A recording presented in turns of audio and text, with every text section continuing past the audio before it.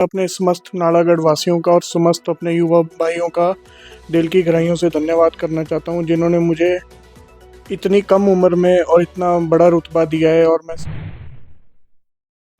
Political journey के बारे में कुछ बताना चाहेंगे? पूरे हिमाचल प्रदेश में सबसे यंगेस्ट कैंडिडेट हूं और सबसे हाईएस्ट विनिंग मार्जिन पूरे हिमाचल प्रदेश में मेरा ही था कि हिमाचल में कांग्रेस की सरकार है। और तो मैं अपनी हाईकमांड तक जा अपने बतौर अपने कोई भी जो मेरे पास पावर होगी, मैं ज़रूर अपनी हाईकमांड को बताना चाहूँगा। जो भी हमारे नालागढ़ की युवाओं की समस्या होंगी, मैं ऊपर तक ज़रूर लेके जाऊँगा। गढ़ इलाके में थोड़ा नशे का प्रभाव बहुत ज़्यादा आ चुका है हमारे नालागढ़ इलाके में, और हमारे वहाँ पर थोड़े ग्राउंड्स की या कह लो या सुविधाओं की कह लो, एक हमारा पहाड़ी क्षेत्र है जहाँ पर हमारे लोग बहुत मेहनती हैं, पर वहाँ पर बेसिकली अभी बेसिक फैसिलिटीज़ नहीं है। अपने तौर से मैं कुछ एनजीओ चलाऊँगा, तो जो भी मेरे समझ सेवा होगी मैं ज़रूर नालागढ़ के लिए करूँगा। उस पत्र में बहुत सी युवा स्कीम लिखी हुई है, जैसे कि हमारे सरकार ने, जब हमारी सरकार पावर में आनी थी तो हमारी सरकार ने एक वादा किया था ओपीएस का, ओल्ड पेंशन स्कीम का। तो जब भी हमारी सरकार आई थी, हमारे माननीय मुख्यमंत्री ठाकुर सुखविंदर सिंह सुक्खू जी ने पहली कैबिनेट में इस ओपीएस का फैसला लिया था, और जो भी युवाओं की युवा क्रांति स्कीमें हैं, जो भी युवाओं को एम्प्लॉयमेंट की स्कीमें हैं, वो हमारी सरकार कर रही है। और hello everyone, this is Jessica from people's. जैसे कि आपको पता है कि अभी हिमाचल प्रदेश में कुछ समय पहले यूथ कांग्रेस इलेक्शंस हो के चुके हैं, एंड उन्हीं में से हमारे पास एक विनिंग कैंडिडेट हैं आज हमारे साथ, उदय प्रताप सिंह राणा जी। आओ चलो पूछते हैं कि उनको जीतकर कैसा लग रहा है। मुझे बहुत बढ़िया लग रहा है, और मैं अपने समस्त नालागढ़ वासियों का और समस्त अपने युवा भाइयों का दिल की गहराइयों से धन्यवाद करना चाहता हूं, जिन्होंने मुझे इतनी कम उम्र में और इतना बड़ा रुतबा दिया है। और मैं समस्त अपने नालागढ़ वासियों का, अपने माँ बाप का और अपने सुर बुजुर्गों का दिल की गहराइयों से धन्यवाद करना चाहता हूँ। Congratulation sir thank you. आपकी इस जीत के लिए। Thank you. सर आप अपनी पॉलिटिकल जर्नी के बारे में कुछ बताना चाहेंगे?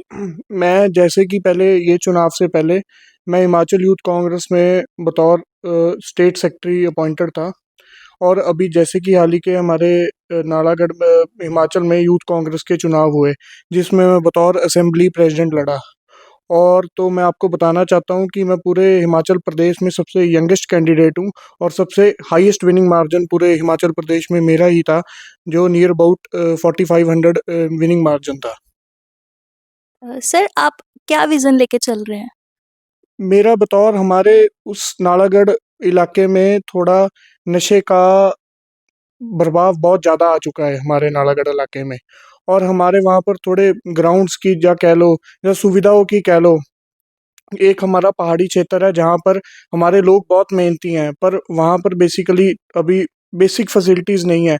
तो मैं बतौर एज असेंबली प्रेसिडेंट, और जैसे कि आपको पता है कि हिमाचल में कांग्रेस की सरकार है, और तो मैं अपनी हाईकमांड तक जा अपने बतौर अपने कोई भी जो मेरे पास पावर होगी, मैं ज़रूर अपनी हाईकमांड को बताना चाहूँगा। जो भी हमारे नालागढ़ की युवाओं की समस्या होंगी, मैं ऊपर तक ज़रूर लेके जाऊँगा। और नशे को मैं बताना चाहता हूँ, हमारी पुलिस भी बहुत बढ़िया से उस चीज़ को हैंडल कर रही है, पर मैं तब भी अपने तौर से मैं कुछ एनजीओ चलाऊँगा, तो जो भी मेरे समझ सेवा होगी मैं ज़रूर नालागढ़ के लिए करूँगा। सर जो 2024 के इलेक्शन हुए थे तो उसमें कांग्रेस ने युवा सेवा पत्र जारी करा था, तो आप हिमाचल से जीते हैं नालागढ़ से, तो वहाँ पे आप युवा को कैसे अ, उसके अकॉर्डिंग करोगे? जैसे कि उस पत्र में बहुत सी युवा स्कीम लिखी हुई है, जैसे कि हमारे सरकार ने, जब हमारी सरकार पावर में आनी थी तो हमारी सरकार ने एक वादा किया था ओपीएस का, ओल्ड पेंशन स्कीम का।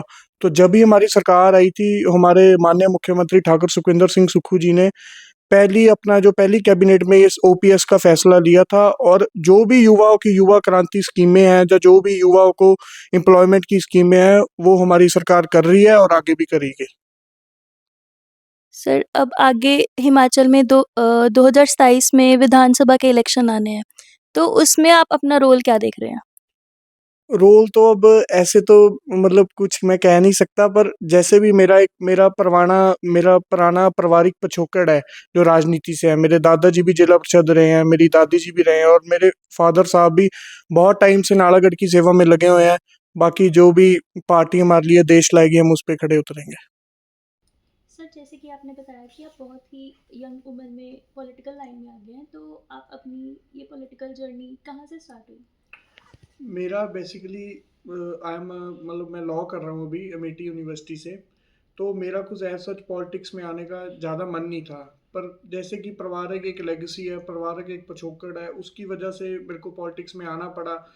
क्योंकि एक होता भी है, मेरे दादाजी ने भी इतने टाइम से राजनीति की है, फादर साहब भी कर रहे हैं, तो मेरा भी फिर एक मैंने समझा कि एक इतनी लेगेसी चल रही है परिवार की, तो मेरे को आना चाहिए। और बाकी इतनी यंग एज में कोई पॉलिटिक्स पॉलिटिक्स की कोई एज तो होती नहीं है, इसमें मेहनत होती है। जब मेहनत मतलब मेहनत करनी है तो फिर उसमें तो क्या ही, एज तो कोई मैटर ही नहीं करती है। तो ये थे हमारे साथ Uday Rana ji. Thank you sir thank you. हमारे साथ जुड़ने के लिए। Thank you so so much. This is Jessica signing off from peoples.